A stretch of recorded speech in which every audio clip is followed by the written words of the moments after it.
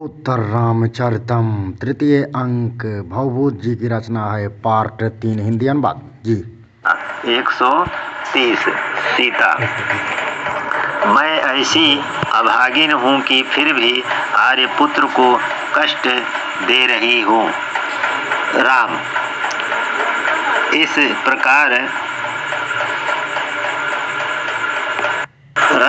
प्रकार अत्यंत गुप्त रूप से अंतःकरण को रोकने पर भी पूर्व परिचित वस्तुओं के दर्शन से मुझे आज यह चित्त विकार हो रहा है। श्लोक संख्या 36 का अनुवाद।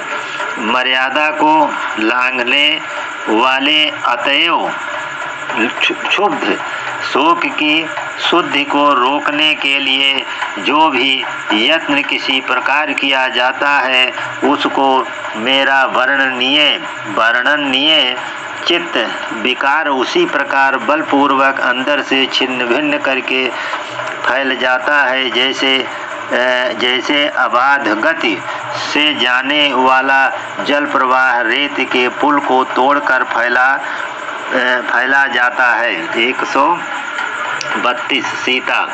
आर्यपुत्र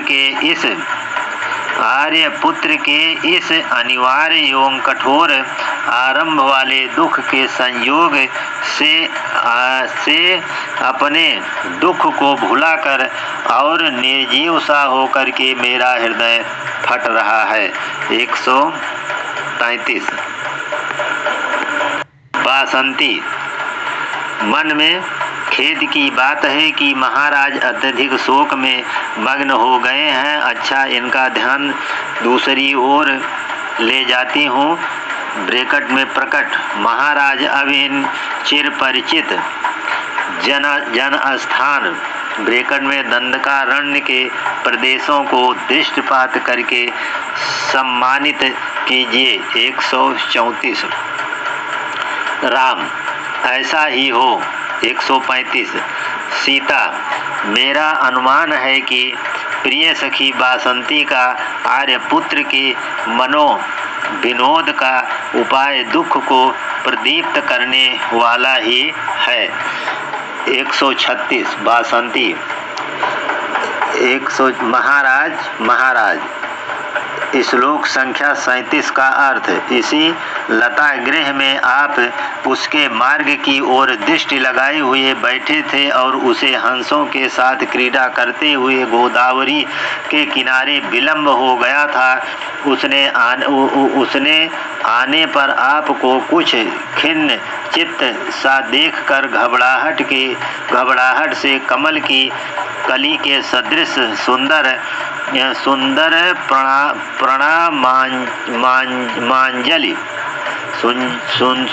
प्रणामांजलि बांध ली थी। 137 सीता। कठोर हो हे बासंती, तुम कठोर हो जो हृदय के मर्म स्थल से निकाले हुए बाणों को फिर वही चुभाने से बार बार मुझ मंदभागिनी को और आर्यपुत्र को एक दूसरे की याद दिला रही हो। 138 हे राम, क्रोध करने वाली सीता, तुम इधर उधर दिखाई सी दे रही हो पर मुझ पर दया नहीं करती। श्लोक संख्या 38 का अर्थ। हाय हाय, हे देवी सीता, मेरा हृदय फट रहा है। राम का कथन है, हे देवी, मेरा हृदय फट रहा है। मेरे शरीर के जोड़ ढीले पड़ रहे हैं। संसार सूना प्रतीत हो रहा है। मैं अंदर ही अंदर अनवरत ज्वाला से जल रहा हूँ। खिन्न और व्याकुल मेरी अंतर आत्मा घोर अंधकार में मानो डूब रही है। मूर्छा मुझे चारों ओर से घेर रही है। मैं अभागा क्या करूँ। 139 सीता। हाय धिक्कार है, आर्यपुत्र फिर मूर्छित हो गए। 140 बासंती। महाराज धैर्य रखिए। 141 सीता। आर्यपुत्र इत मूर्छित। सीता कहती है, आर्यपुत्र आपका जन्म ग्रहण समस्त संसार के लिए मंगलकारी है, परंतु मुझ अभागिन के कारण बार बार आपका जीवन संशय यानी खतरे में पड़ने से भयंकर परिस्थिति में है, अतएव मैं मृत प्राय सी हो रही हूँ, यह कहकर मूर्छित हो जाती हैं। 142 तमसा। पुत्री धैर्य रखो, फिर तुम्हारे हाथ का स्पर्श रामभद्र को जीवित करने का उपाय है। 143 बासंती। क्यों अभी तक होश में नहीं आ रहे हैं? हाय प्रिय सखी सीता, कहाँ हो? अपने प्राणनाथ को होश में लाओ। ब्रैकेट में सीता घबराहट के साथ पास जाकर राम के हृदय और मस्तक को छूती है। 144 बासंती। भाग्य से रामभद्र पुनः होश में आ गए। 145 राम। श्लोक संख्या 39। अमृतमय लेपों से अंदर और बाहर शरीर के धातुओं ब्रैकेट में त्वचा मांस आदि को लिप्त करता हुआ सा यह मधुर स्पर्श पुनः जीवन देता हुआ सहसा आनंद देने के कारण मानो अन्य प्रकार की सुखद मूर्छा को उत्पन्न कर रहा है। ब्रैकेट में आनंद के साथ आंखें बंद किए हुए ही सखी बासंती तुम भाग्य से बढ़ रही हो, अर्थात तुम्हें बधाई है। 146 बासंती महाराज एक ऐसे। 147 राम। सखी और क्या सीता फिर प्राप्त हो गई है। 148 बासंती। हे महाराज रामभद्र, वो कहाँ है। 149 राम। ब्रैकेट में स्पर्श के सुख का अभिनय करके ब्रैकेट बंद देखो ये सामने ही है। 150 बसंती। हे महाराज रामभद्र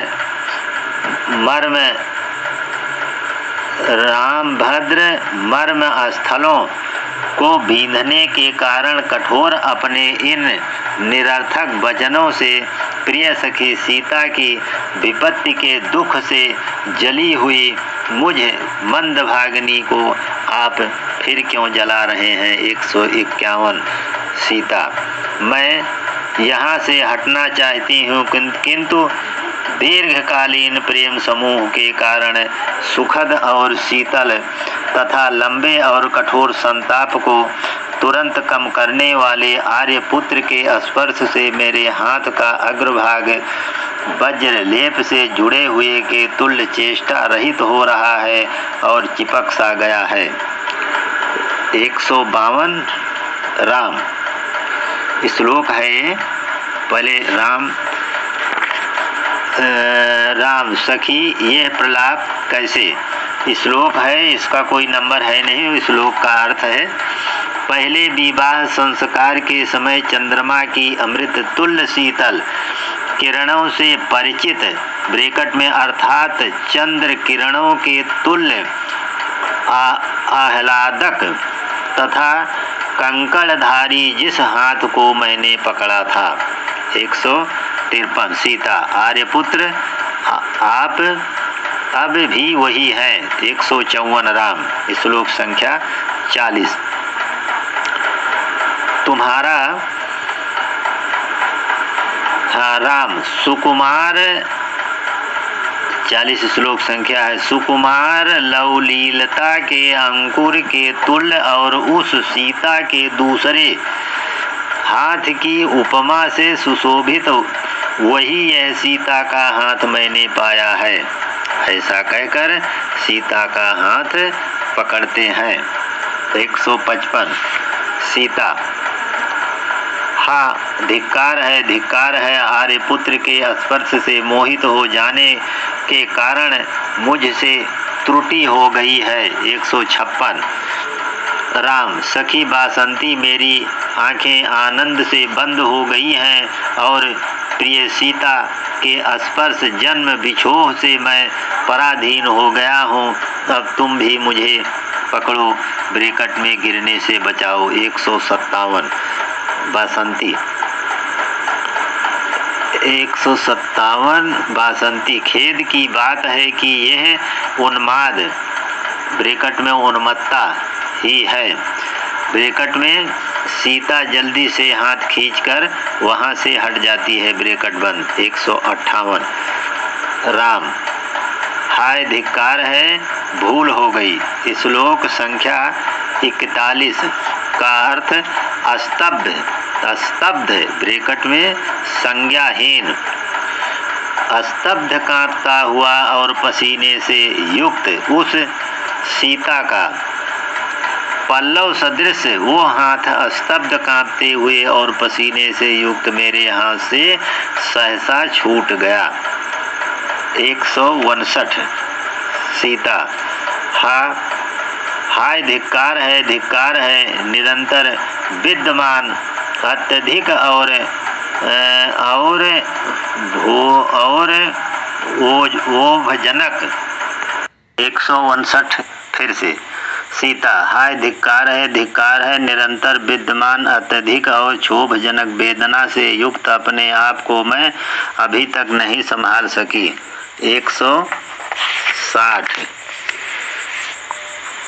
160 तमसा। स्नेह, कौतूहल और मुस्कुराहट के साथ देखकर श्लोक संख्या 42 का अर्थ। पुत्री सीता प्रियतम के स्पर्श के सुख के कारण इसी प्रकार स्वेद रोमांचक और कंपन युक्त अंगों वाली हो रही है जैसे हवा से कंपित और नवीन वर्षा जल से सिक्त तथा खिली हुई कलियों से युक्त कदम्ब की डाल हो। 161 सीता। मन में पराधीन मेरी इस आत्मा ने मुझे भगवती तमसा से बहुत लज्जित कराया है। यह क्या सोचेंगी, यह परित्याग और यह आसक्ति। 162 राम। चारों ओर देखकर हाय ये कैसे सीता है ही नहीं, हे निष्ठुर सीता। 163 सीता। मैं निष्ठुर हूँ जो आपको इस अवस्था में देखती हुई भी जीवित हूँ। 164 हे राम। हे प्रिय सीता, कहाँ हो? हे देवी, मुझ पर प्रसन्न हो। इस स्थिति में विद्यमान मुझे छोड़ना तुम्हारे लिए उचित नहीं है। 165 सीता। हे आर्यपुत्र, यह आप उल्टी सी बात कह रहे हैं। 166 बासंती। महाराज आप प्रसन्न हो। शोक की पराकाष्ठा को प्राप्त अपने आप को आप अपने ही असाधारण धैर्य से संभालिए। मेरी प्रिय सखी सीता यहाँ कहाँ है? 167 राम।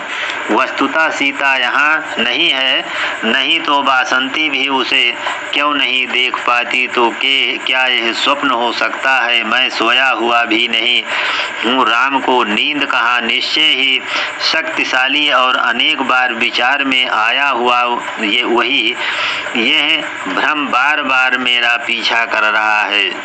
सीता। मुझ निष्ठुर ने ही आर्यपुत्र को धोखा दिया है। 168 है ये। सीता।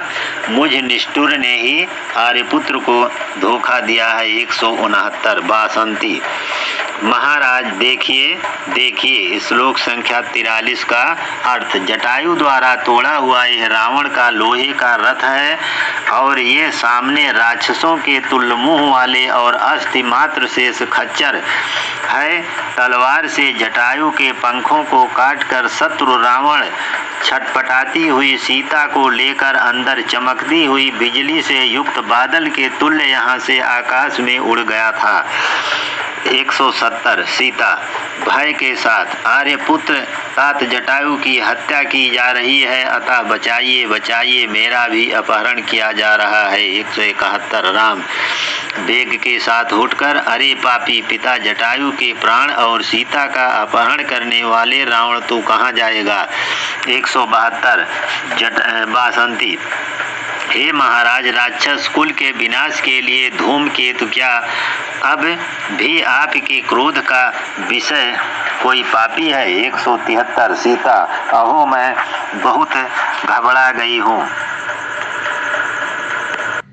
174 राम, अब यह दूसरी ही परिवर्तन उपस्थित हो गया है। एक श्लोक संख्या 44 का अर्थ, उपायों के होने से निरंतर मनोविनोद के साधन स्वरूप सुग्रीव आदि वीरों के युद्धों से संसार में अत्यधिक अद्भुत रस को उत्पन्न करने वाला सुनैना सीता का वो पूर्व वियोग वस्तुतः शत्रु रावण आदि के वध तक ही रहने वाला था, किंतु कठोर और चुपचाप सहने योग्य यह वियोग तो असीम है।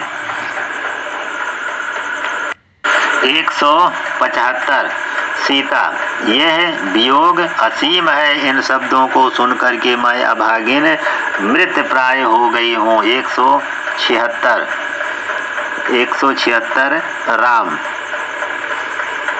ओह बड़े दुख की बात है। श्लोक संख्या 45 का अर्थ, जहाँ वनराज सुग्रीव के साथ मेरी मित्रता भी व्यर्थ है, जहाँ वानरों का पराक्रम भी व्यर्थ है, जहाँ जाम्बवान की बुद्धि भी काम नहीं कर सकती है, जहाँ वायुपुत्र हनुमान की भी गति नहीं है, जहाँ विश्वकर्मा का पुत्र नल भी मार्ग बनाने में समर्थ नहीं है, लक्ष्मण के बाणों के भी अगोचर ऐसे किस स्थान पर हे मेरी प्रिय सीता तुम रह रही हो।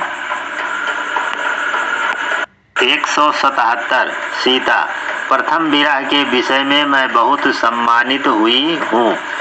178 राम, सखी बासंती, इस समय राम का दर्शन मित्रों के लिए दुख का कारण हो गया है। मैं इतनी देर तुम्हें रुलाता रहूंगा। अच्छा, अब मुझे जाने की आज्ञा दो। 179 सीता, घबराहट और मोह के साथ तमसा का आलिंगन करके, हाय भगवती तमसा, अब आर्यपुत्र जा रहे हैं, क्या करूं, ये कहकर मूर्छित हो जाती है। 180 तमसा, पुत्री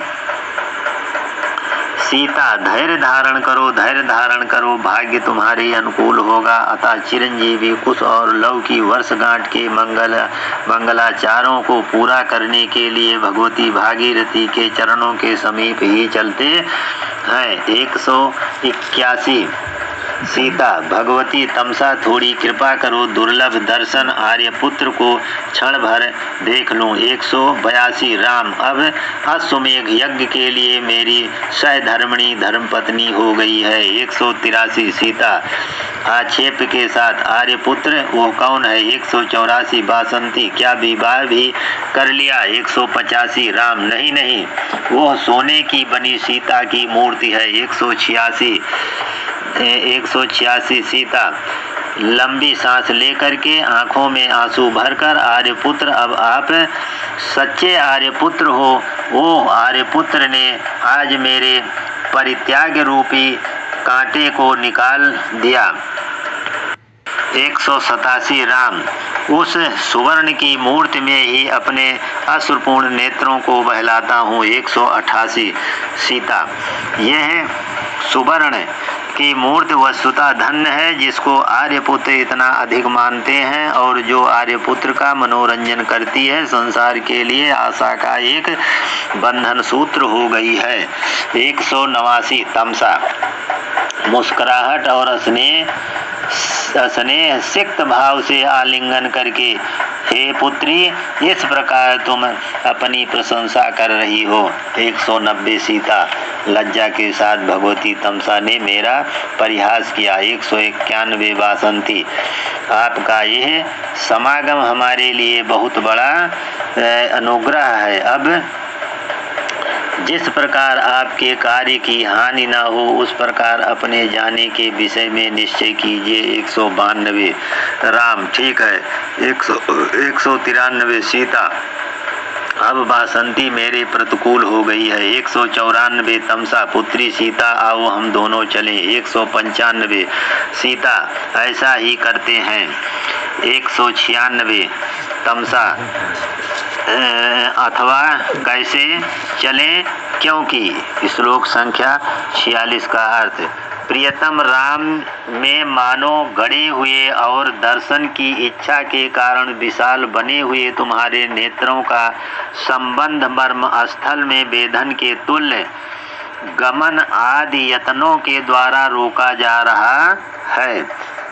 197 सीता पुण्यात्मा लोगों के द्वारा दर्शनीय आर्यपुत्र के चरण कमलों को प्रणाम है, ये कहकर मूर्छित हो जाती है। 198 तमसा पुत्री धैर्य रखो। 199 सीता धैर्य धारण करके मेघ के व्यवधान ब्रैकेट में रुकावट के कारण पूर्ण चंद्रमा का दर्शन कितनी देर और हो सकता है, अर्थात अधिक देर तक दर्शन नहीं हो सकता है।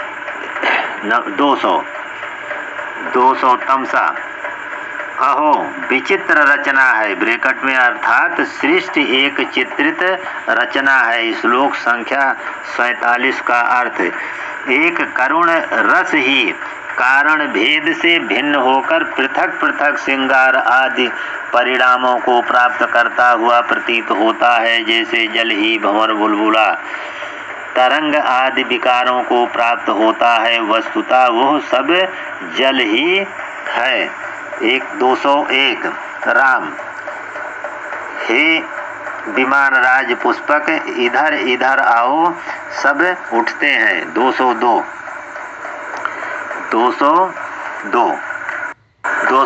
तमसा और बासंती सीता ब्रैकेट में सीता और राम के प्रति। श्लोक